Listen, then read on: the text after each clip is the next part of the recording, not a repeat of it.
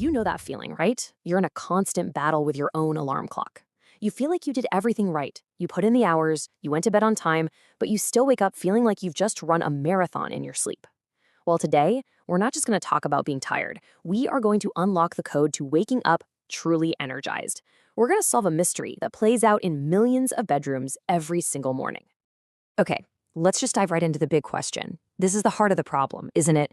You got your 8 solid hours, but when that alarm goes off, it feels less like a wake-up call and more like, I don't know, a punishment. That heavy wave of grogginess, that's not just in your head. And understanding it, that is the very first step to defeating it for good.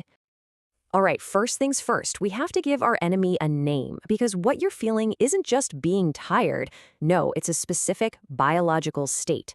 And once you can name it, well, that's when you can really start to fight back. And there it is. The official term is sleep inertia. Think of it like this. It's that awkward transitional state between being fast asleep and being fully awake, where your brain is basically just playing catch-up.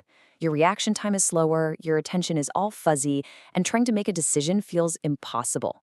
This is a real, measurable thing that scientists study. So if this sounds painfully familiar, I want you to know you are absolutely not alone. This is an incredibly common experience for so many of us. But here is the really good news. It is not your destiny. Waking up tired doesn't have to be your normal. To leave that fog behind forever, we need to understand what's really happening when the lights go out. So, let's pull back the curtain on the secret life of your brain at night. Because sleep isn't just your brain shutting off for 8 hours. Oh no, it's more like a highly organized, absolutely essential maintenance crew clocking in for their night shift. You see, your night isn't just one long slumber. It's a series of 90-minute cycles that move through these distinct stages. You start by just drifting off in N1, or light sleep. Then you move into a deeper sleep in N2, where your body temperature starts to drop. And after that comes the main event, N3 deep sleep, the most restorative stage for your body and your brain. And finally, you enter REM sleep, where you have vivid dreams and lock-in memories. Your brain repeats this incredible dance 4 to 5 times every single night. But look, while every stage has its own important job, there is one undisputed hero in this whole story, N3 or deep sleep. This isn't just about rest. This is where the real heavy lifting happens. This is the deep restoration that gets you ready to crush the next day.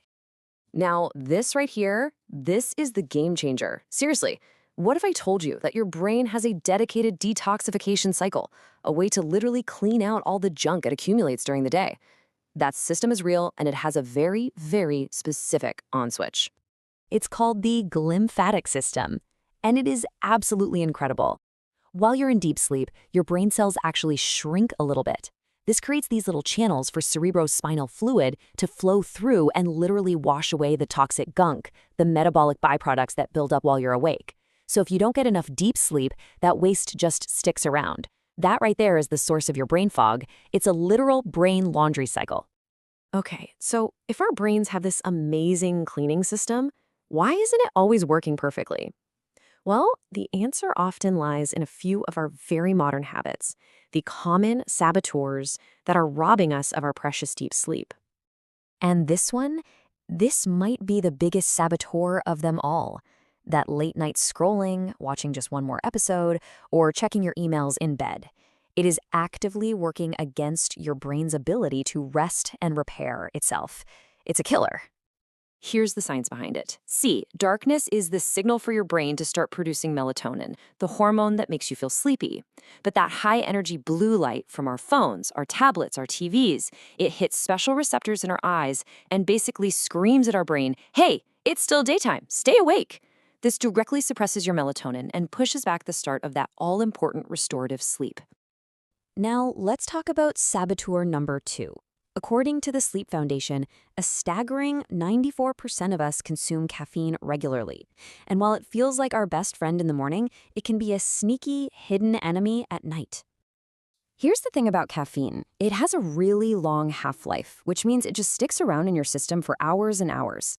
So that 3 p.m. coffee you had to get through the afternoon slump, a quarter of it could still be active in your system at midnight, making it harder to fall asleep, and even worse, reducing the quality of your deep sleep when you finally do nod off. And our final saboteur is an erratic schedule. Your body absolutely thrives on routine.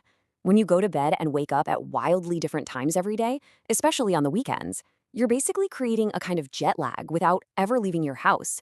You're throwing your internal clock, your circadian rhythm, completely out of sync.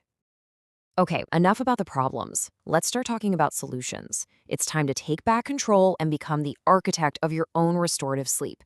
And you know what? The tools are way simpler than you might think. This is the foundational question, isn't it? We always hear 8 hours, but the real answer is actually a little more nuanced. And it depends on your age. Knowing your target is the first step in building a better night. So this data from the National Sleep Foundation gives us a really clear guide. As you can see, most adults need somewhere between 7 and 9 hours. Just take a second and find your age group on the chart, and be honest with yourself. Are you consistently hitting that target? Now, let's get to the toolkit. This is how you build your defense against those saboteurs. First, cool down. Your body literally needs to drop its core temperature to initiate sleep, so a cool room is essential. Second, power down. You gotta create a non-negotiable screen-free hour before bed to protect that precious melatonin.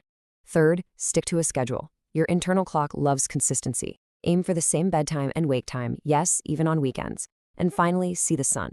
Just getting 10 minutes of morning sunlight literally sets your body's clock for the entire day. It reinforces a healthy sleep-wake cycle like nothing else. Now, for some of us, the battle is tougher. If you struggle with chronic insomnia, it can feel like you're trying to break into an unbreakable fortress. But science has a powerful, non-drug key to unlock it. And I'm not talking about just another tip or a trick. This is a clinically proven, structured approach that is recommended by the American College of Physicians as the #1 first-line treatment for long-term insomnia. It's called Cognitive Behavioral Therapy for Insomnia, or CBTI for short. The whole idea is to break that frustrating, vicious cycle of sleeplessness by retraining your brain and your habits. It gets to the root causes of insomnia. It doesn't just mask the symptoms.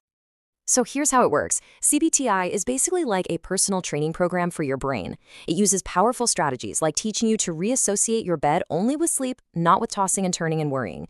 It even temporarily restricts your time in bed to build up a powerful, natural drive to sleep. And maybe most importantly, it teaches you how to challenge and reframe those anxious thoughts. You know the ones like, I'm never gonna fall asleep. It's an active, empowering way to finally reclaim your night.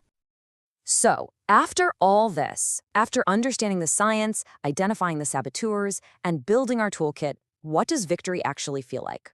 Let's talk about the incredible rewards that come from truly mastering your sleep. When you prioritize deep sleep, you get so much more than just rest. You get a brain that has been physically cleaned out by that glymphatic system. You get sharper focus, way better memory, a more stable mood, and you finally conquer that morning brain fog for good. So I want you to remember this. Sleep is not a passive state of just doing nothing. It is the most active, powerful, and productive thing you can do for your mind and your body. It is your brain's nightly reset button. So the only question left is, are you ready to press it?